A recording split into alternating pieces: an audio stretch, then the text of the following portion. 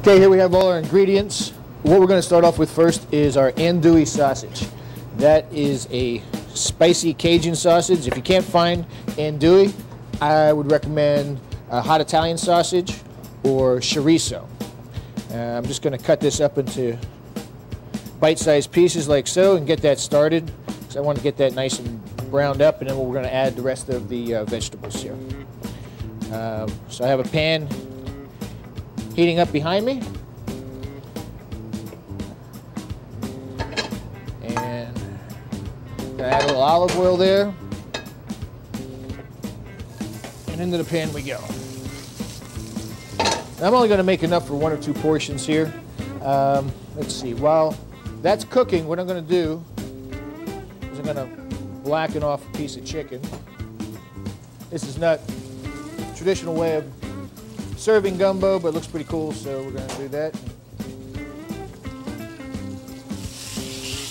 There we go. That won't take too long. Just going to sear it off on one side like so. Okay, now we're going to add the rest of our ingredients. We have tomatoes, green peppers, some onions. I got a few red peppers here, and of course, jalapenos.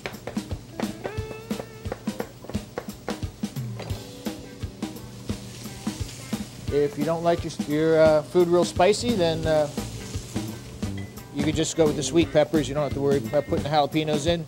Everything's to how you like things. Now, what this is all about, this is basically going to be a stew.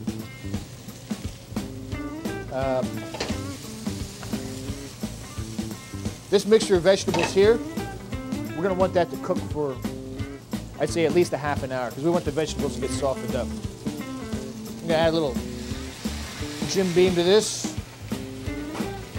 in honor of our Louisiana friends. Okay. I have a little bit of a gumbo spice. Paprika, and chili powder. Now, as this is cooking, a little tomato paste, and you can use water. I'm going to use chicken stock. That's going to make the sauce for our gumbo.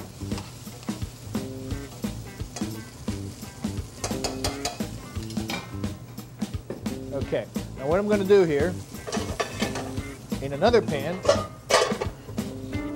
which has already been preheated, I'm going to saute our seafood. We don't want them in here because it's going to take too long for this whole mixture to cook. So we want to just saute the seafood until it's finished, and then we'll add that last. I have some shrimp,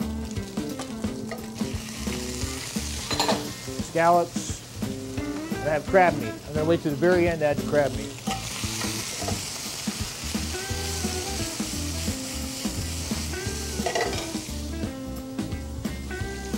A little salt and pepper, a little salt and pepper there, some bay leaves. Okay, now this is what makes the gumbo gumbo. This is a brown roux. And the way you make this is flour and butter, equal parts. And you have to cook it very slow on the stovetop. And it's going to get very hot. It's going to get to about 300 degrees. And it will slowly turn this brown, get kind of a nice aromatic, nutty flavor. It's worth taking the time to do that. It'll give your gumbo exactly what you're looking for.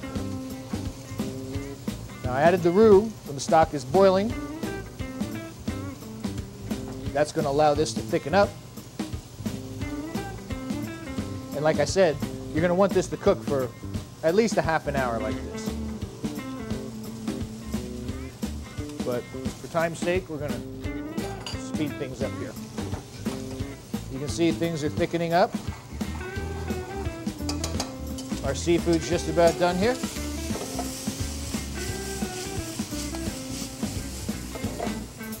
I'd say now's a good time to add that. And blow out the fire.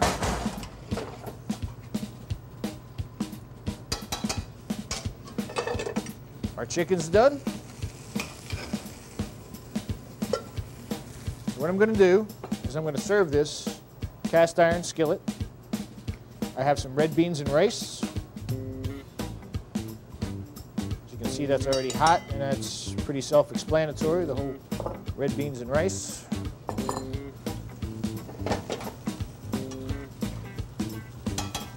All right. On to the rice with our gumbo.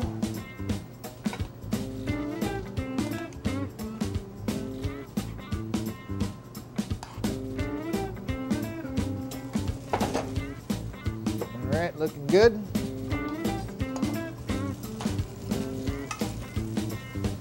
Gonna top that off with our chicken. A little parsley here.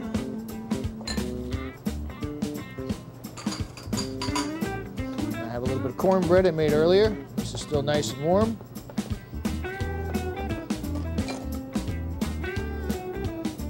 There we go. Plate that up just like so.